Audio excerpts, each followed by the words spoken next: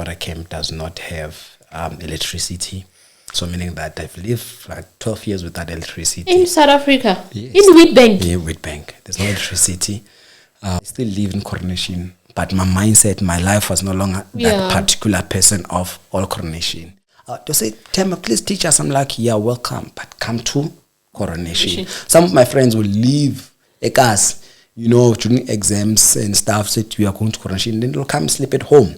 Leave case, so so I live too with this principle to say, if I face a challenge, I ask myself a question. Is there anything I can do to change, or is there anything I can do about it? If there's nothing I cannot do about it, so be it, I continue. Change will happen along the way. So I don't spend so much time worrying. Oh, okay. Hi everyone, welcome to Motivation Corner, your favorite podcast and the biggest podcast in the world. My name is Mpulu Gang, your host and content creator. Welcome to yet inspiring episode. And if you're here for the first time, guys, like, comment, subscribe, and if you are returning, my returnees, guys, I'm grateful that you always come back. Like, can we please comment? Even saying nice, it's still a comment. Even putting those hearts is still a comment. Please, guys, I need you to comment for us. And please kindly share with everybody that you know, that you feel like this episode is going to inspire them.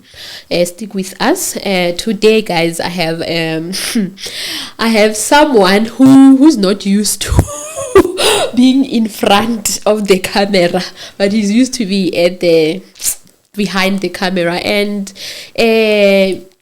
I'm with my photographer or videographer or the person I'm renting studios to. I'm with Themba Mbebe, Themba Bethuel Mbebe, because I think a lot of people know you with both your names. Some know you as Themba, some know you as Bethuel. So I'm with Themba Bethuel Mbebe, and today we're going to talk about him and his spirit of hustling, because he has a big profile, guys. He's a businessman. He's an HR practitioner. He was a former president, a student president. He's into modeling. He was once Mr. Mpumalanga and many other titles. So you can hear there's a lot to learn from this man. Thank you so much, Themba, for honoring the invite. And welcome. No, thank you so much for looking. Yeah. For the invite. Yeah. I'm glad to be here. Yeah, let's see the hand. No, my hand. Yeah, no, it's congratulations. It's guys, I'm talking to guys. This is Mr. Mbebe. He's someone's husband. Mm-hmm. Yeah, congratulations. Yeah, thank you so much. I saw like the past few weeks I've been trending. I was walking by Chekas there. I come across this other lady. She's like, "Hi, I'm Konya," and I'm like, "This is no man. No, I know you. This one, I can tell you. This one, no." It's our Facebook.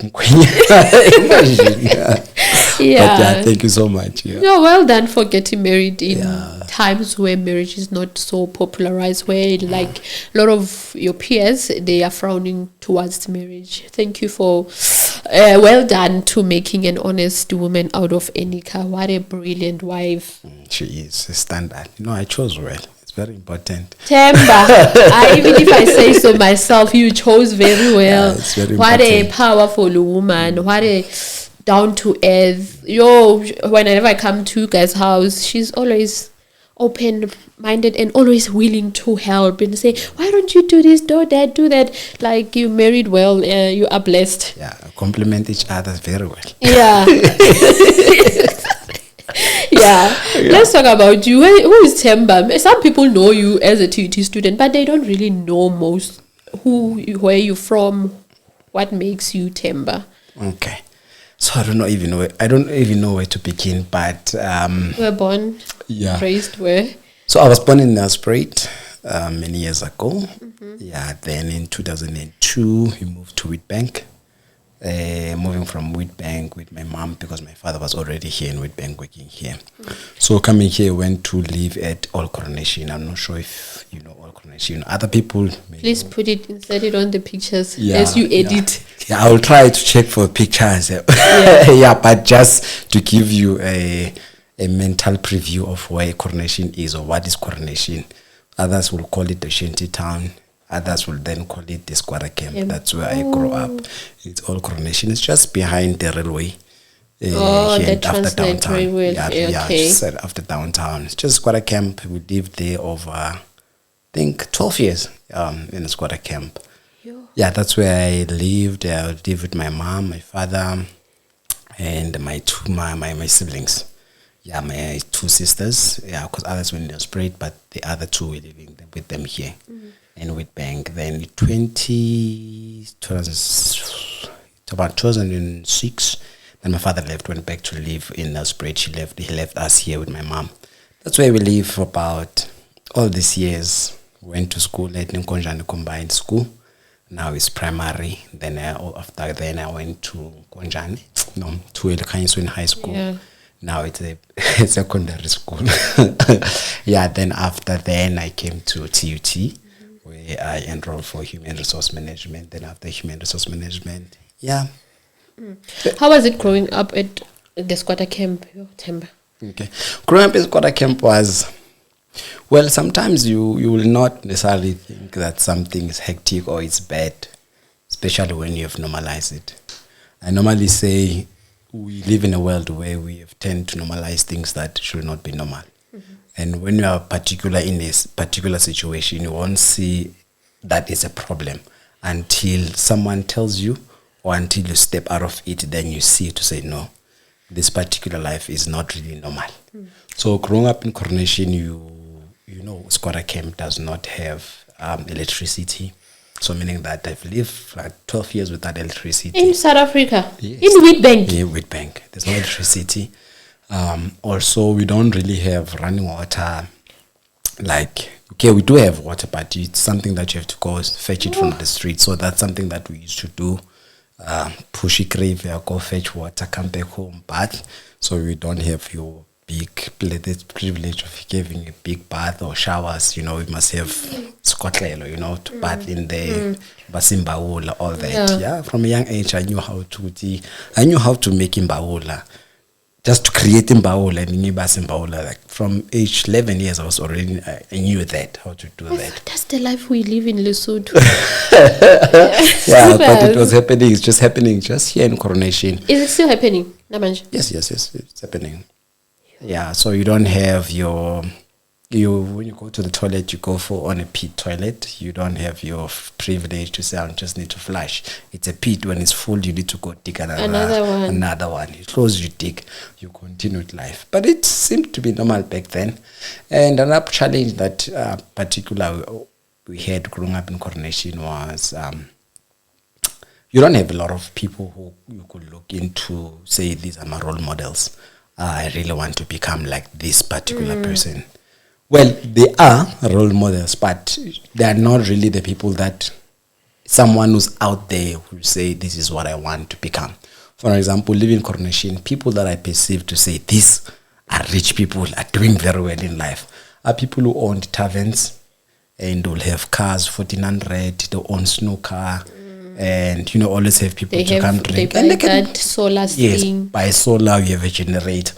And that's life. That's what was your inspiration. So I was inspired to say, you know, when I grow up, I must have a generator, I must own a 1400, I must have this. Because that was a benchmark. Because you are not exposed to life outside your environment.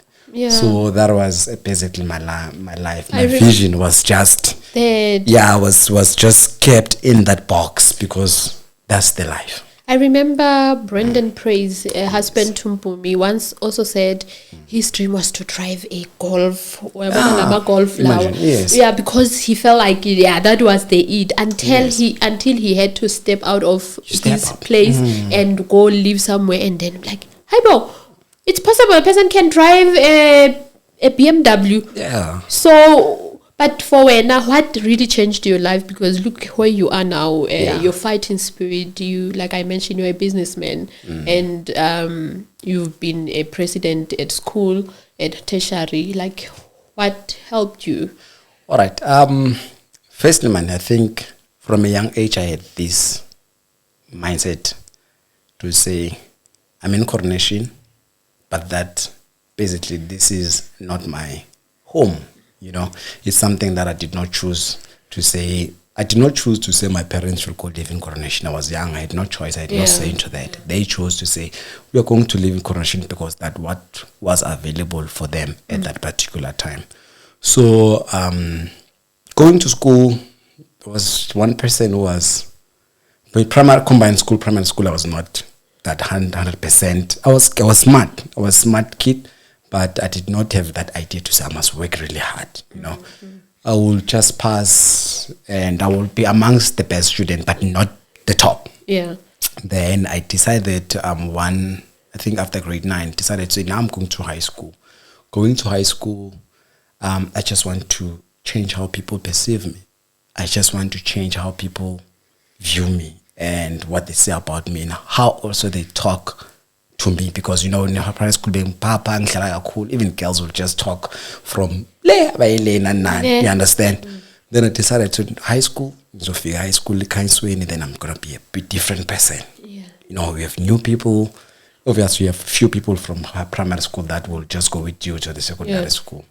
First months were quite difficult, but I tried to keep strong to say I want to be this particular person. How are you doing that?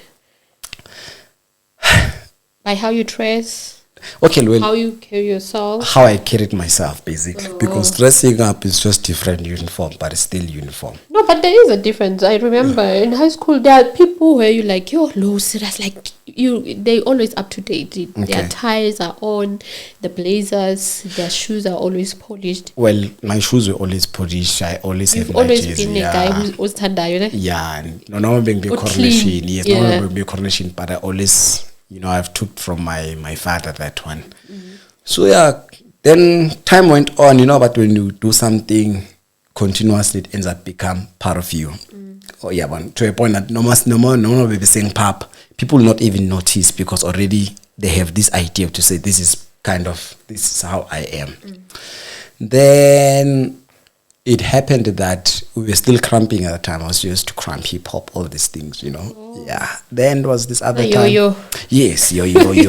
Yeah. Then there was a time me and my friend, then Sabelo, we invited to this thing called Student Christian Organization, which is SCO in high school. Yeah. Then we got to the class at the hall. We found just about 6 guys. 6 guys with just preaching there, sharing. Well, you thought was Gary there, this Zimbabwean guy? Yes, was there, but was not actually my teacher. Was teaching to physics. Science, I was not doing science and physics. So yeah, I got there, they're preaching, doing all that, not I joined. Then immediately this guy says, they look at me. They're like, when tomorrow you preach, but it's oh, it's my first time. You know, you're going to preach, but to Sabelo. When Sabelo, you're going to be an MC. I was like, no. Sabelo is going to preach. I'll become the MC. Then we concluded then. And then the following day, obviously, you have to be an MC. We had these small Bibles that were given us at grade 8. I know. This missionary people used to come to school. They had this Bible. Go to Book of Ephesians. You look at the verse because MC is church. You must quote 1, 2, 3 scriptures. Then did MC Sabelo preach? Oh, we went to the class and the class like. Well, at home we did go to church. Oh, okay. It was not a new thing. Yeah, it was not really a new thing to open a Bible and just to pray. But it was not something like to say it's intentional thing. You understand? Oh, then we got to the class. Then they said no, they are busy in class. They chased us. We went under the tree. Then we were like 5 guys. Or became MC, sitting down, just preaching, and other students are sitting around eating basleg. But then that's how we started. We preached the word, and every week we continued. I started excelling in my class, started being focused, 2011, my mom was sick. She had to go to Nelspruit to be looked after. Then I remained there at home. So that's why I started seeing mostly the move of God in my life.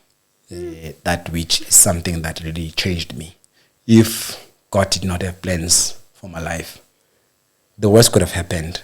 I can imagine you're from the Skwatta camp. Yes. There's just bad example everywhere. A lot of it, So God kept me. And I was like fully soaked in God, and His word. I remember there was a time I went with Sabelo to this other youth thing, church, Kingdom of God, and we were just sitting. This guy started preaching. Sabelo was already going to Gateway Church International in Clarinet branch. I mean, I was just visiting churches.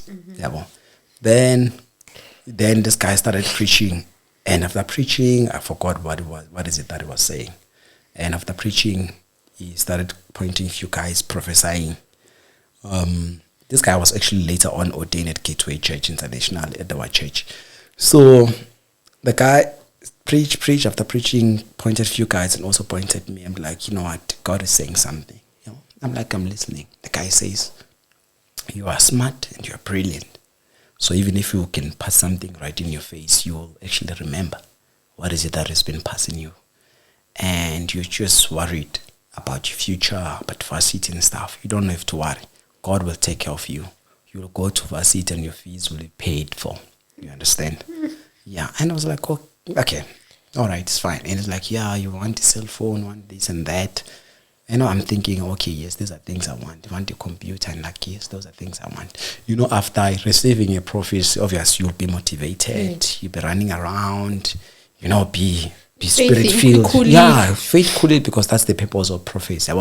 But equal, if you're not used to that, you'll start looking for the answers, or you look around the people around you to say, and then who is really going to take care of me in this department? I'm starting thinking, I'm like, okay, who's going to get me a phone? Surprised, I was thinking that maybe my sister's boyfriend will get me a phone because he normally had cell phones. Surprisingly, I was just other day I was walking and it was a rainy day. Then just across Coronation, I got my phone. It was very brand new, no SIM card, nothing, totally new. Like, just like that. What a miracle. Yeah, that's a miracle. Then I got the phone. Then in a few months down the line, Gateway Church International came to All Coronation to have a revival. Yeah. So that's where we used to go there. Yeah, that revival, that's where Gateway got me. Then they gave us some makumbi to come to church every Sunday. After church, we'll have snacks, some muffins, encourage and stuff like that. We had a lot of young people coming in. And then quickly, because of the church school I was preaching, then we had Sispus, who was our youth leader. She took me by hand, taught us, gave us platforms and stuff. And when I was there at church, I started also seeing things different. Yeah. Remember now now we go back to the lifestyle of coronation to say sometimes you dream as far as you can see. One of my favorite scriptures is, in as far as you can see, I have given you. Yeah. So then I got there. Then I started seeing people coming together, church as a family, people living a nice life, people driving bigger cars, people have big houses. I'm like, oh, there's this lifestyle. Smelling good. Yeah, smelling good. People speaking English. Because Tina, from school, we are being taught to, English and Zulu. So you want to fit in, but it's quite difficult. Yeah. But the nice thing when I got there, I just found a few people that I know. I'm like, oh yeah, sharp. Others were there, was accommodated, so all right. Then that's where my life started changing. Through the word of God, the exposure. Now, but yet I still live in Coronation. But my mindset, my life was no longer that particular person of All Coronation. And to a point, I was actually proud to say, this is my story, this is my life. I'm from Coronation, I'm living there. When I go to church, I'm going to look good. Even if when the kumbis were discontinued. Yeah, even when the kumbi was stopped, because we did not have a lot of people coming anymore. I was walking to church every Sunday, going back home. Fridays and Saturdays for youth, I was walking, going back. To a point that in matric, I was proud of who I am, my story. People from Lokshin and stuff, my peers, will actually leave Coronation, live where they stay, to come to study Coronation, because now at school I was doing well, getting distinctions, all the certificates. To say, Themba, please teach us. I'm like, yeah, welcome, but come to Coronation. Some of my friends will leave a class, during exams and stuff, said we are going to Coronation, then they'll come sleep at home. Leave case, so so yeah, that's basically that what changed me. Then go to church, got inspired, got a lot of exposure. Yeah. And then you went to TUT. Yeah, got to TUT first year. That's how even like normally when people say going to TUT, you are always viewed as most by Malahleni campus like reject from other institutions. Oh. you know that particular thing. Yeah. But sometimes just got destiny. No, I believe most of the people who are at Malahleni, it's God who wanted them. Because even myself, I wanted to go to Pretoria, but somehow my father was like, no, you're gonna go to Witbank, is closer. Yeah. So and my life just went not according to my plans, but according to the plan of God. Yes, it's like that. Same thing happened with me. So what course do you want to do? Basically, because I was doing tourism, so I was like interested in tourism management. Yeah, I was like loving because I was doing well in tourism as well. Yeah, so I wanted to do tourism management. Then I applied at Wits University. They replied late after you've assisted me with NSFAS and being approved. So I was like, I'm not going there already. Everything is sorted. And also when they gave me the acceptance letter, it had a lot of facilities, like in terms of your accommodation was really ridiculously expensive, something that I couldn't really afford. And here in Witbank, my pastor already gave me money for registration. Sispusi from church gave me application fee. Malahleni municipality already had given me and 2.5 something to add in terms of my registration. And I applied for NSFAS. You assisted me in NSFAS, and I was approved within 3 days. Then life started nice. My mom was not working at that time. Every month we had, remember you gave us the card, the green card. Yeah, the Fundi card. Yeah. No. Fundi was later on, actually. I was using our student card. Edu loan. Edu loan. Yeah, Edu Extras. Yeah, we had that card. Then we'll buy groceries, actually, for home with my NSFAS money. Yeah. So, yeah, when first year went by, got friends, learned a lot of things. Did you stay at rest? No. I was still staying at home in Coronation. Okay. Yeah, I was still staying. So you walked? Yes, I was walking every day from Coronation, coming to campus. And also I had other students then I was working with from special second year, but to walk with them, go to Coronation and stuff. So, yeah, that's what happened. Then TUT also gave me a beautiful life. First year, then got there, started doing drama. Yeah, I was doing drama. It was nice. A lot of students thought I was actually a senior. Yeah, I think so too. Maybe I was like, now we are actor. You didn't look like a first year. Yeah. Basically, very like this. From first like when I got to first day when we went to application for NSFAS, that queue was a mess there. I just queuing and it was really a mess. Like people were just coming in and out. There was no coordination. I went to the door. I told students, like all these first years, guys, and falling straight by fall. When I was conducting and I remember I was at the back telling people, yeah, you are next, come in again. But when other ones was going out, I was opening the door and people thought I was a senior. Then suddenly I went in, got my things, came back to the door again, and then I left. Wow.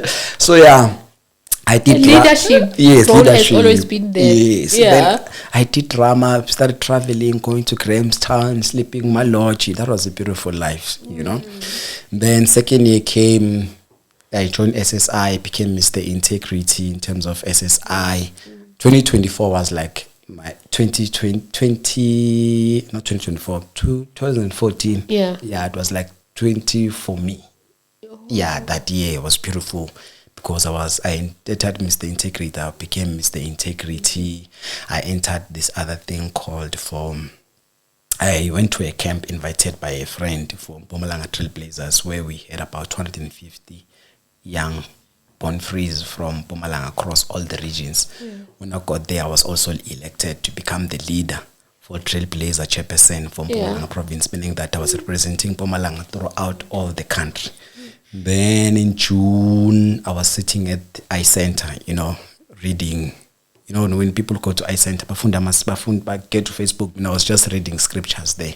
Then Tabora Makhayan came in, he was like to me, ay, what you're doing is abnormal. I was excited. This is what you're doing is abnormal. I'm like, what do you mean? He says, normally people, when they come here, they just on Facebook, YouTube, all these things. But when we are reading scriptures, do you come to SO? I'm like, yeah, no, I do. But I know what, always come if I'm not busy with drama. I come sit at the back. He says, okay, know what? Let me get your number. We'll ask you to come and share the word. I'm like, okay, no problem. Then following, he contacted me during the week. He said, Monday, you're going to share the word. I'm like, oh, okay. I prepared on Monday, got there, morning service. I shared the word, and it was not me speaking. God just started speaking, and I felt it like, no, there's a move of God. That was, then we went to recess, June. When he came back from recess, June, Kenneth Msiza came to me to say, how are you? I'm good. And he says, we are going to SRC elections and SO is part of that. So we want you to come to become of the committee of the SRC, council member of SRC, and we're looking at you to become our number one student, number one candidate. I don't even know what that is. I'm like, oh, I'm available. One thing I always knew, I was always available. When for an opportunity, even if it's really hard, I was available. I took that opportunity to start campaigning. So when you start campaigning, have Sipotwala going around. Basically, when Kenneth was going for president, we were just moving around with Sipotwala, campaigning for Kenneth. I did not even really understand this politics into deep. Like I knew, we are voting for SRC. Then the following year, then we were campaigning. Then now obviously now I'm involved. I'm going to be Ken. Then the list after this thing of checking who qualifies, who does not qualify, it came in. Then it was, my name was there, I was approved because I was passing already class in. Then Moses Carl's campaign, and then obviously the number one student was I take and so I take a like, guys, what's happening? I want to give you the shock of your life. Yeah, shock of my life. Like, what's happening? And that's like, we can do better than you. I'm like, I'm now continuing your campaign. To a point, sometimes I feel like, I'll lose some elections. But it's like, so people were fighting you were fellow SEO members? No. Oh, they it's like opposition. Structures. Yeah, there are structures. Then we won elections. We did this thing of constituting. I was elected to become the president. Yeah, so I was elected to become the president, but we're still incoming president. I was still incoming, and during that time in September, we had the strike. Kenneth Msiza was in Pretoria for a meeting. I was left on campus. And then now we are striking. Then now people are putting me on the spotlight. Yeah, here's the president. You must address us. Yeah. And obvious. Then lucky enough, we had people like our prayer Masimula. He was from a different structure, but it was so very much supportive. She came in, she supported. You have the likes of our TP. We then said, no, guys, you guys are still in power of the previous SRC. Continue what you are doing today. We're still going to be inaugurated official. Then we'll take it from there. Inauguration came in. From everyone was there. I think I was the least qualified, least experienced person to the SRC. But we continued, we worked. Then from there, my fees were paid for. I started talking to a number of people. I remembered the prophecy in my life. I had to go to leave at the rest. And then the prophecy that was spoken back then, it came back to me to say, you'll go to university and your fees will be paid for. And this is what God actually meant back then. So that also uplifted me. Yeah. Oh, wow. Yo, Themba. Your story is really inspiring for someone who comes from Coronation. It's not a nice place to stay, if you're being honest. And there's not a lot of inspiration there. A lot of people are burying themselves into alcohol, into drugs, into whatever that helps them to cope. Yeah. So I must say, well done and congratulations we thank God. We thank God. Nah, God will. Yeah, He kept you. Nah, He kept me. He secluded you. I mean, yeah, I was actually thinking this week to say, you know what, I'm just a young man from Auckland, but I've seen the goodness of God. His hand has been upon my shoulders everywhere. It was guiding me, like bringing people in my life that were willing to guide, help, and I always had the willingness to learn. Yeah. So what helps you the most is you having the thirst or hunger for anything. You never limited yourself. How does one get to that point? What decision did you make? Because there are people like, I'm not doing this. But for you to, like you say, you didn't even know about politics or anything. They just said they identified you and you were like, whatever. Yeah. Bring it on. What? Because it's not everybody that has that spirit. For you, what can you say said you like gave you that enthusiasm? So apart from, I think like I say, beside good thing man, I think like someone was on your podcast, we mentioned, you know, whatever that God is for you. You know, the Bible says, I have plans for you. If it's your purpose, yes, I have shall surely prevail. If it shall surely prevail. God Bible says, before you were formed in your mother's womb, I knew you and I've set you apart. So number one, that is that. Number two, what kept me to say I want this, this must happen. In all of my life, I live with this principle to say, if I face a challenge, I ask myself a question: is there anything I can do to change, or is there anything I can do about it? Mm-hmm. If there's nothing I cannot do about it, so be it. I continue. Change will happen along the way. So I don't spend so much time worrying, you know, about what's not and what can be. Yeah. If people look at me and say, but this one is not fit enough to become the president, first of all, God is the one that puts people in leadership and qualifies the unqualified. Number two, I never asked to say, elect me to become the president. I was not even become part of the BEC and the committee. Yeah, it was God appointing me for that particular time. And there's a reason why. For that time, I was appointed to become the particular president. Maybe I did not have the eloquence or the speech how politicians speak, you know, but I knew when to fight, I knew when to be radical, and I knew when to be sober. And for me, also, like a lot of students that we've assisted, even some of them, we took them from exclusion, they passed, and a lot of things. I remember you were part of the exclusions at some point. Oh, yeah, financial exclusion. Yeah. Besides, also the academic exclusion. Now, you've never said no, that. I've never. I've said academic exclusion. So we've learned a lot of things. We've built relationships. So there was a purpose at that particular time, and we've achieved that purpose. Sometimes it fulfills me to see other students that we have helped today doing well in lives and living the lives when their life was over. You resuscitated them. So that was something that was very important for me. So basically, to say what always keeps me, number one, is willingness to learn. Ask myself, is there anything I can do to change that? If I can't change, then I look for any other means for help. If people can help me, then they'll help me. If I need an advice, I'll have to check who can advise me to go through this particular thing. Or else we continue. Yeah. So after completing, did you get a job immediately? What happened? I wanted to go to that journey because I remember you were once Betheny Media was birthed after your qualification. Okay. The completion of your qualification. All right. So what happened when we enrolled 2015? People said to 2013, said to me and my friend, even for family and close other people and serving people, spiritual people, they were like saying, you pass university, you're supposed to go out there to law or something like that at high school, you know, you need to do law.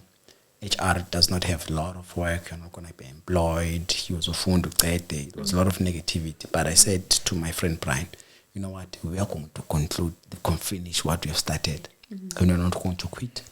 And when we are done, we're going to get employment.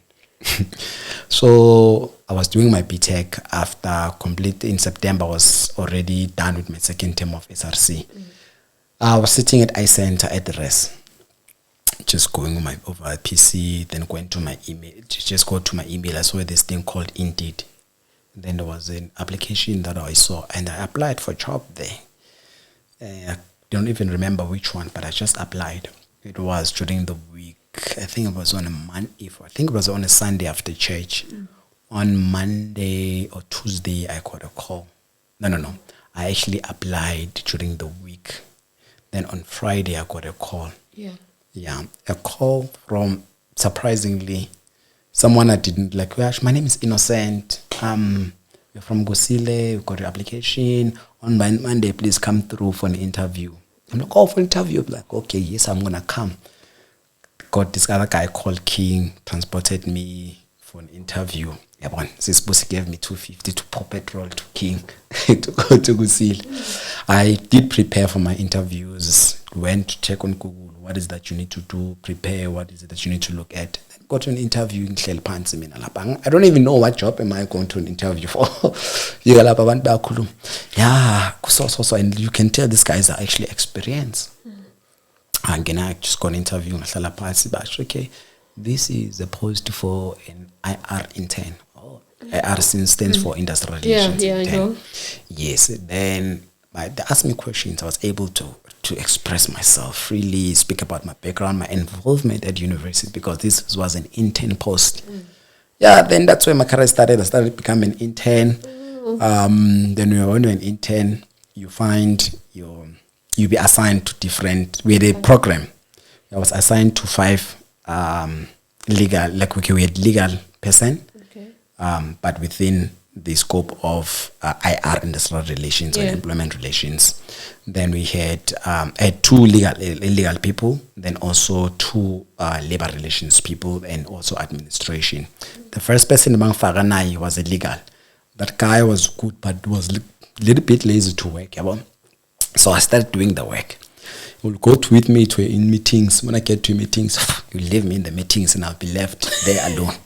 And when we are sitting in that meeting, there's a contract. What we're doing, basically, we're managing the whole Usile power station in terms of industrial relations, working as ESCOM. So when you go to the meeting, people will say, PEM is there, ESCOM is there.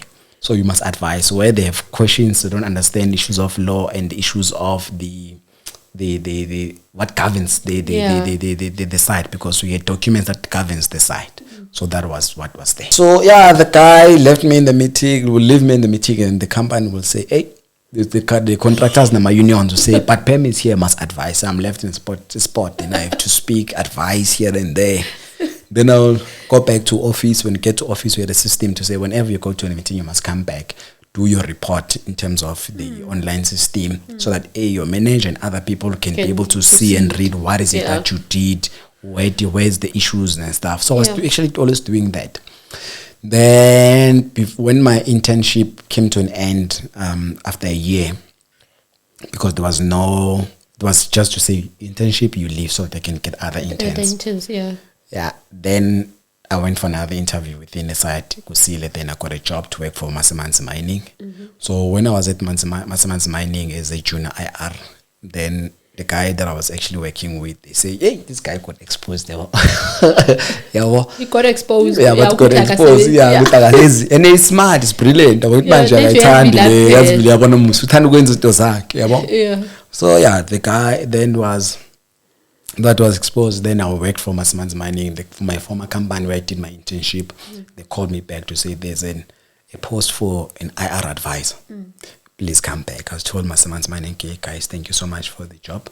I'm going back where I was then. Oh yes, because they treated me well. I learned a lot. I was learning a lot beside, and the money was good. Then I went back there. That's where I worked. Yeah, as an IR advisor. From there, our job ended. Then I went to work at Seriti. Then I went to work at Sibanye Stillwater as an HR officer in Free State. By the time my wife went to Free State as well? Yes, I went to Free State. Yeah. Yeah, my wife was pregnant at the time. Then when I was working there, Basically, I worked at Kusiriti, then I had HR manager, ne?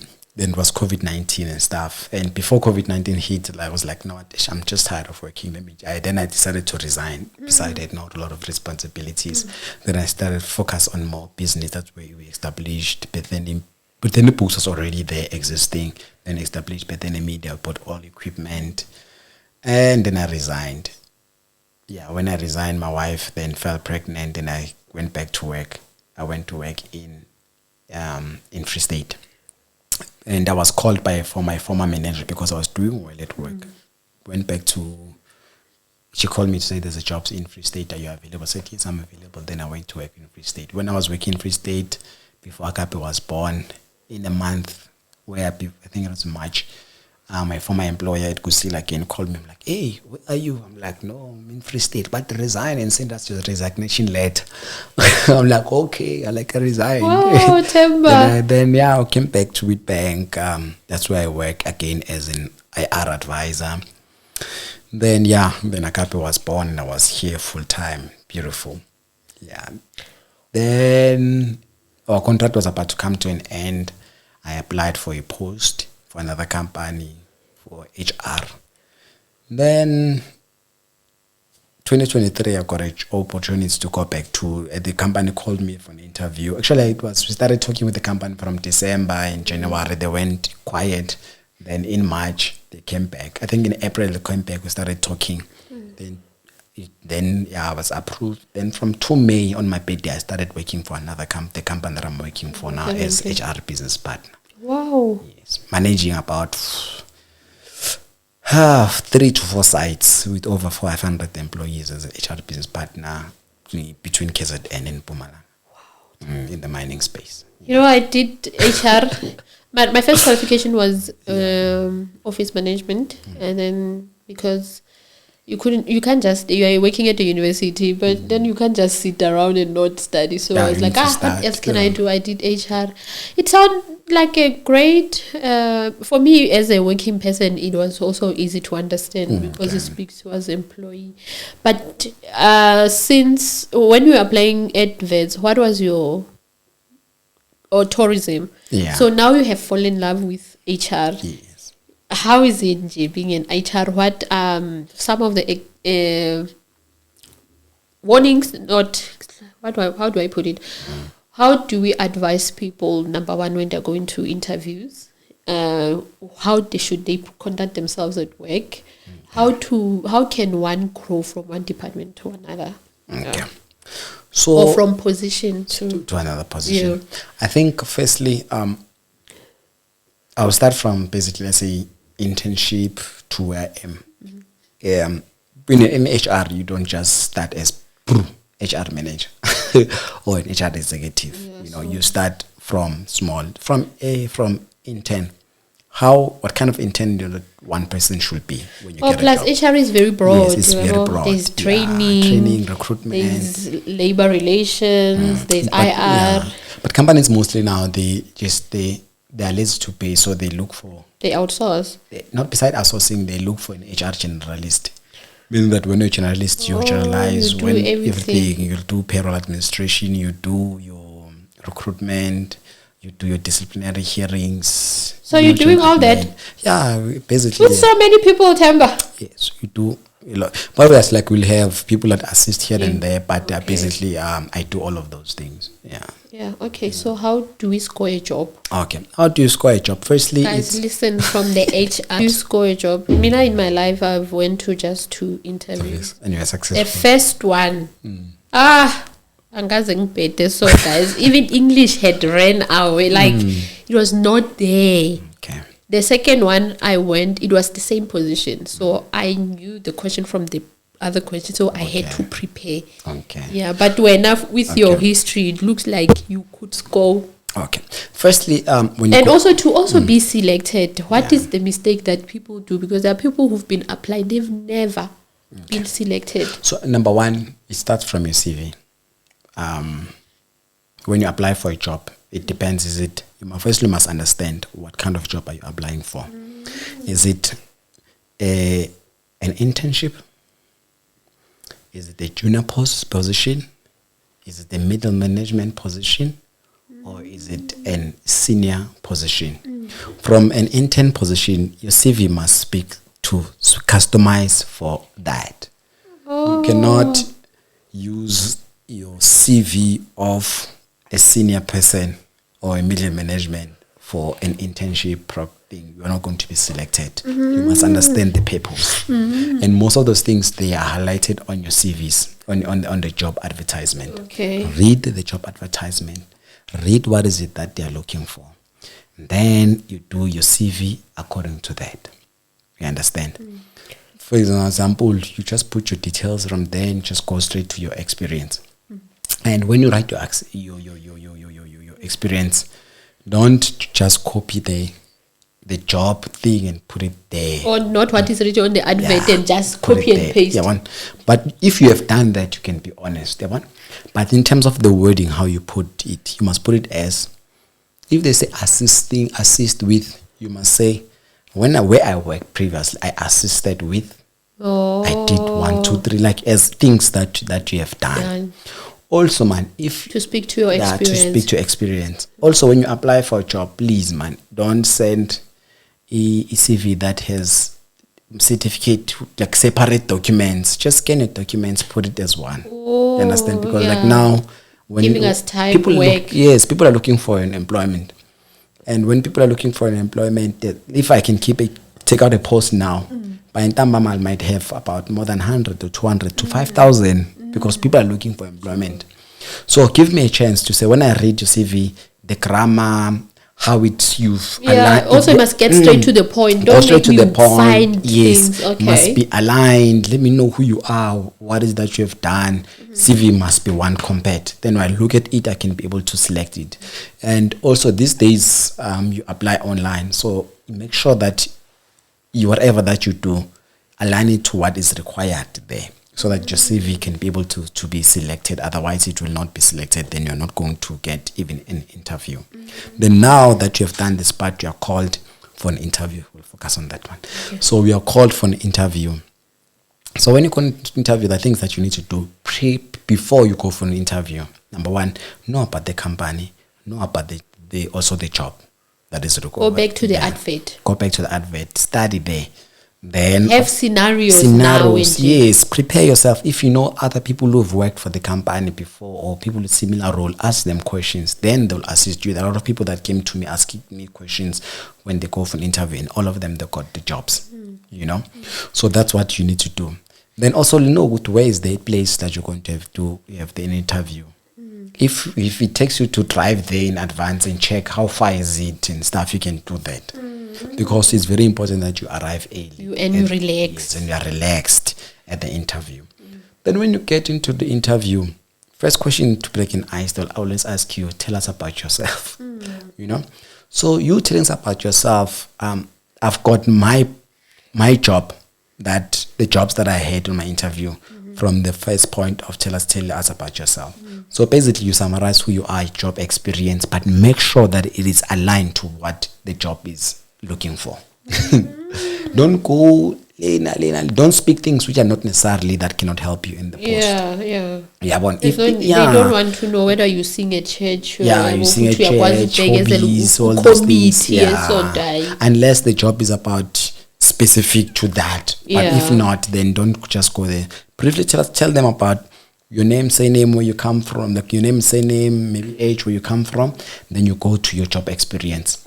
To say, I've done 1, 2, 3, 4, 5, this is where I've been successful. Then you don't become too long, but keep it precise. Give them everything that they need to know about you. That's what you need to. That's what you need to do when you get to interview. And also carry your CV along with you, so that you can put it there and give these guys a copy if they don't have the copy of your CV. The other thing, I've had the privilege also of sitting in an interview. It's not a bad thing to ask a question. If you didn't understand the question, you can ask for it to be rephrased. You can ask that. If you interview, I remember there's one interview that I did not pass. I went there and I got in that room. It's just 2 white people, and there was aircon. It's very cold in a cold day. and aircon was just facing direct to me. I was like freezing. I was like, I couldn't even concentrate. Yeah, I couldn't even concentrate. I was like, when do I go out? So it's if you see something that's not going to help you out, just tell guys like, I'm being like distracted. I'm not comfortable. So this aircon is. Others can find it rude, then you lose. But it's either way. Yeah. If it's scope should be yours, then it should be yours. But yeah, don't be scared also to ask questions. How do we climb the ladder? How do you climb the ladder? You get to a company, learn about the culture of the company. Don't get to a company then when you want to change things immediately. Oh, you want to show people who Yeah, because remember, like when our company that I work for now, when I got in, obvious number one, you come in, I have qualifications, I have experience, all that. And I'm in HR. Who am I? Yeah, I'm in HR. So when you get there, study the environment, learn who is in charge, who makes the decisions and all that. Work with the people, get to know them, get to know the environment. Don't inherit beefs, guys. Don't inherit beefs. Don't get in the environment, then now I'm the one that wants to change everything. If people say there are systems which are working, get in there, work for a particular period of time, gain their trust, let them know who you are, let them know that you are on their side. So that when later on things comes in, you can say, hey, but this one is not working. We have established. Yeah, but because it's easy for people to be threatened when you come in. What my previous guest said, that observe. Don't come pub. That's what I always do when I get to a company. I come in, I observe, ask questions. If people were there, ask who's what, who's who. If people want to assist them, be like a stupid nyana, assist there, help there. If one wants to be available for anything. Yes, and study people character to say what kind of a character is this particular person. So that when you go to engage with that person, you engage them from the point of their personality. You understand? If someone is, I'm the boss, I am the charge here, go in, talk to them like they're in charge. Praise, because that's what they're looking for. So that also, and you don't have to be a person that says, I'm winning. You understand? I'm the one, I came with this idea and stuff. Sometimes if you see that there's someone whose ideas are always being endorsed and you want something to be done, that's going to help you. You go to that person. Plant it. Yeah, plant the idea. Then that person will run with it and says, I'm the one that came with the idea. You have nothing to lose. It's going to benefit you at the end of the day. At the end of the day, that company is not yours. You want something to work. You want systems to work and all that. To make your life easier. But don't come in and kick the doors and stuff. But that does not mean just be I guess you would have observed and lent people. Then you come and then that's how you can be reliable as well. Yeah. Also, how to climb the ladder. So that's the first part, okay, of climbing the ladder. Be available, build relationships, people management know you, people management skills, and all that. That's number one. Number two, equip yourself. Equip yourself. Get qualifications, small courses, all that. That's how you're going to upskill yourself. When the opportunity comes in, they say, this is the person that you're looking for. What else do you add? You can add that. Also be involved. If there is opportunity to learn or be involved to something, you go in there. Also, you do what? You're available, you assist. Sometimes if someone else in a safety department and stuff, you get in the safety department, you just learn about what is that they do. If there's production, learn about what is it that is happening within the production. And also, what is the company about? What is this company all don't about? just focus on HR duties. Also help other people, even if you have colleagues that are within the same position, they're struggling here and there. Help them out, because at some point they may not say that you have helped them, but maybe your manager already knows the style and the kind of writing that Bethuel does. So when other persons start doing well, the manager will notice to say, man, since there was this Bethuel in here, even this one is doing very well. The other one is quite doing well. Then they say, like, no, this person is a good fit for a company. If the company then grows, become more established, the first person to be promoted, to be put high before they recruit other people within your same level, you'll be promoted. Yeah. But either way, even if you don't get promotion, get yourself to be equipped, learn more as much as you can get qualifications, so that when other companies are having posts, you might not you can be promoted in your company, but somewhere else. Yeah. Don't be comfortable to sit in where you are. And also work hard, be ethical, If you say, I'll deliver your work, do this, that's very important. Yeah, one. So if you come across a challenge, you must also be able to speak, because sometimes we are dying in companies and we are scared to talk. So yeah, I'd say, guys, I think like now I'm overwhelmed. If you're overwhelmed, then you say, do I need assistance? Then they'll assist you wherever they can. If they need to bring more resources for you, they'll give you resources. Yes, Bethuel, I'm gonna do this. I'll do it. Then you say, I'll do it. You work for you're overloaded. You're gonna burn out, and the management will clap hands, be happy for you. The next thing, burn out, we are gone in the company with immediate effect. So it's not good. This is so useful. I hope my colleagues and others are like, guys, I hope you get it right. Okay, let's talk about Betheny Media. Why Betheny Media, also including Betheny Books? What was the purpose for it? The objective. So Betheny, what does it say to you as a pet? Like, how does it speak to your personality and your purpose in life?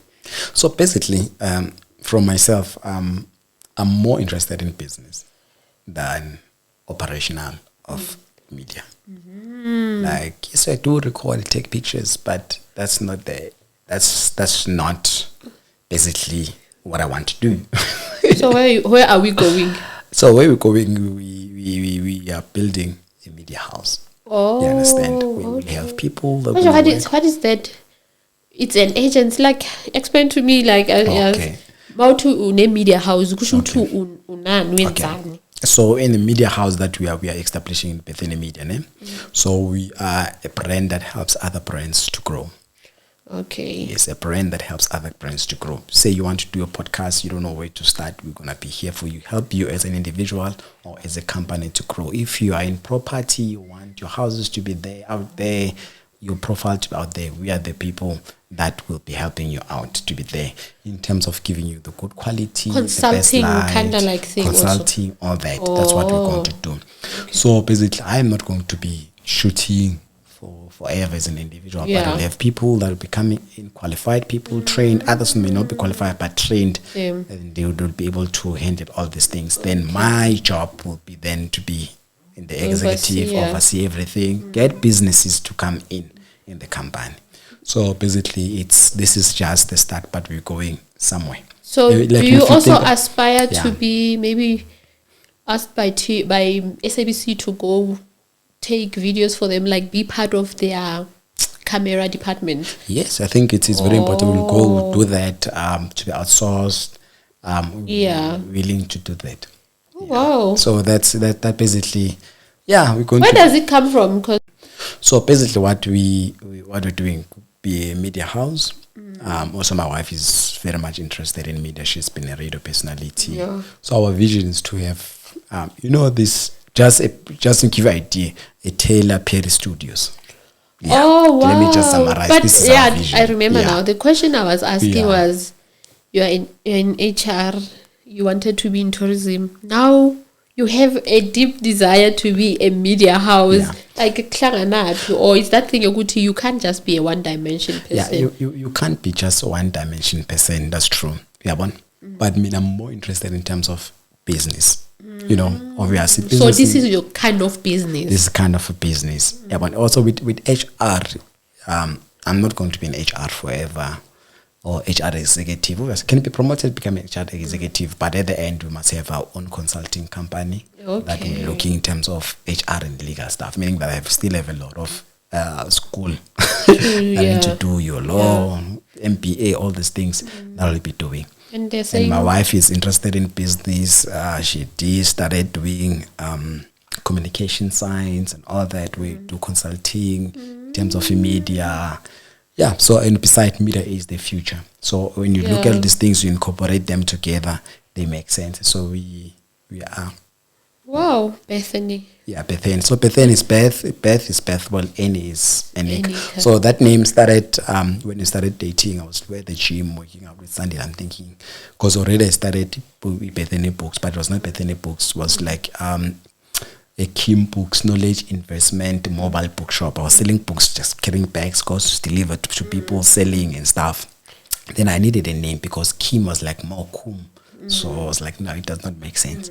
Yeah, but because already there's a books. Now when I say Kim, then I'll be like, then what's happening? Yeah. Then thought of a name. I was like, at the gym, Bethuel, there's a Nika that I just met. Then immediately, then I was like, you knew from the minute you met her that yes. Then I'm there's like, a future. Then I'm like, but then it's like Bethany. Then it was Bethany Books. So Bethany Books, the plan is to bridge the gap between authors and the readers, also to distribute books for those people whose books are not easily accessible at the shelves. Then we had the book, then also just to we're selling the books, but obviously when you sell books for local authors, you must create a market for those people. Then we created a book club so that whenever the person start a book, they release the book, there are people already that are going to buy the books, that we created the community for a book club.